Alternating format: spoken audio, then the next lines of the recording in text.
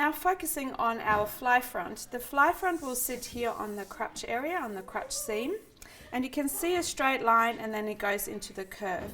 You don't want your fly front to go too far into the curve. It will give a really strange sort of pull. So in that straight line, that's where you have your fly front. So that will look proportionally well. So you can see that in this pant here, your fly front, it goes into there and then goes into the curve that sits in the crotch.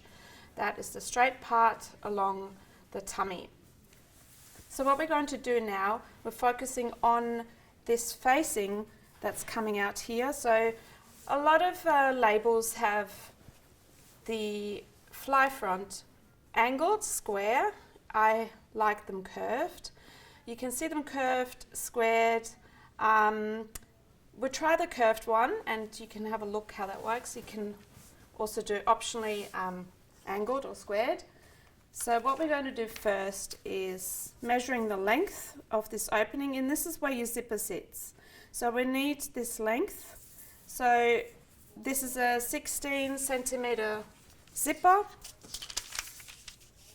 and what we're going to do, we're marking the length of this opening, a straight line.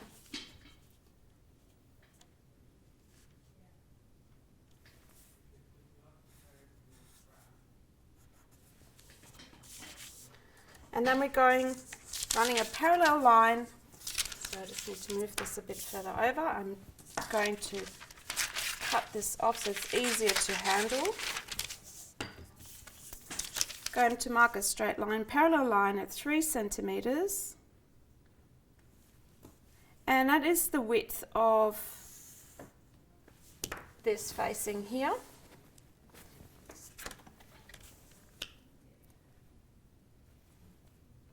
Squaring it off. Same up the top here.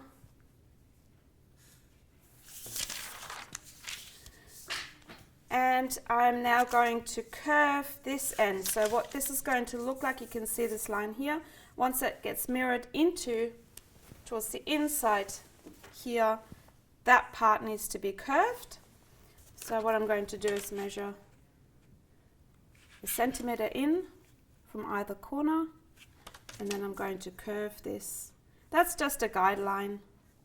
So this is my new curved. This part will fall off. So this part will fall off. What we're going to do now, this is my waist. This is the waist, and that's the bottom part. We're going to add seam allowance to this. We're going to add 1.2 seam allowance all the way around. This traced pant front leg has no seam allowance on it yet, so we're going to need add seam allowance onto that. 1.2 is your seam allowance, and of course you're using a pencil, not a texter like me. I'm using this Sharpie because it's easier to demonstrate and easier for you to see. So always use a pencil because you're getting a more accurate line. In my case here, if I would use this Sharpie, what will happen, you'll add too much seam allowance to it because the Sharpie is about 2 millimeters wide in terms of the drawn line. So I'm adding 1.2 on my waist.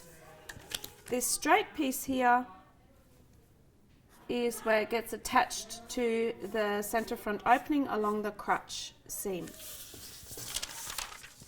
So I've added my seam allowance to my fly facing.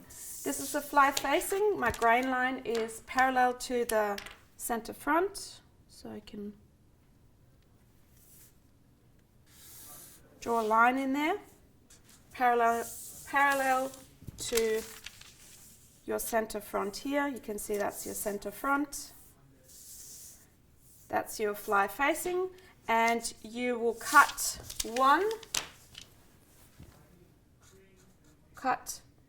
one self, right side facing up. So right side up, This is right side. That will get once it's cut out. So I'm going to show you. This is how you cut it out. Seam allowance.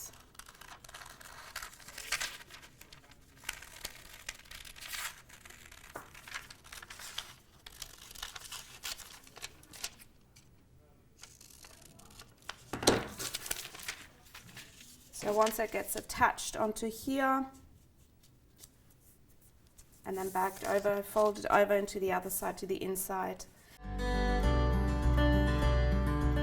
We're now going to use this piece to create our fly extension or fly bearer.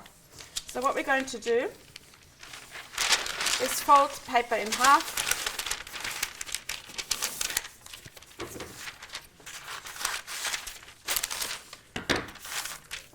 So we're taking this piece, placing this curved edge onto the fold like that, right onto the fold, and we're going to trace around our fly facing, using the fly facing as our template for the fly bearer.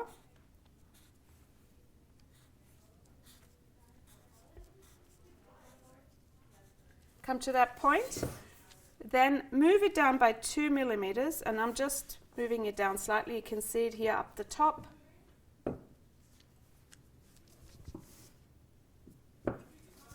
And I'll explain in a second why we're doing the 2 millimeters.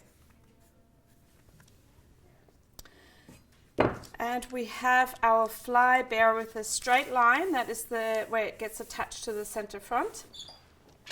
So this is going to look like this part in here. So this, you can see, is on the fold. That's the straight piece that gets along there. The 2 millimeters is there, so we're covering this bottom part, the fly facing. So it could be anywhere between 2 and 5 millimeters. 2 millimeters is fine. It's just onto this fly facing. It's a little bit longer. What we need to do though, you can see along here how there's a seam and then it goes into a fold here. We need seam allowance for this bottom part. We don't need to add anything else because we've already added onto here. So we're going to add 6 millimeters onto the curve, just the curve.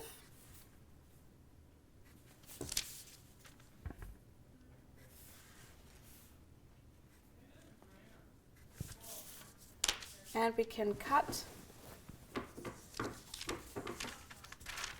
our fly bearer out.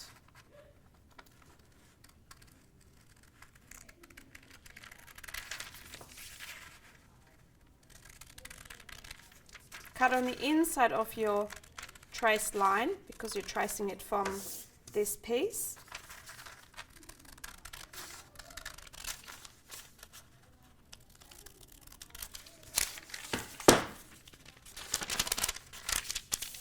This is our fly bearer, which has 6 millimeters seam allowance here and 1.2 along here. And so I'm drawing that back in so you're familiar with this.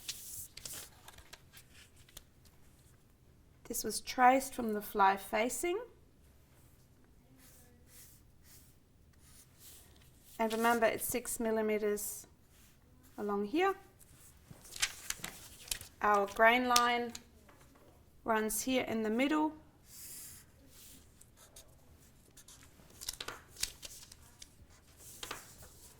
This is cut oneself.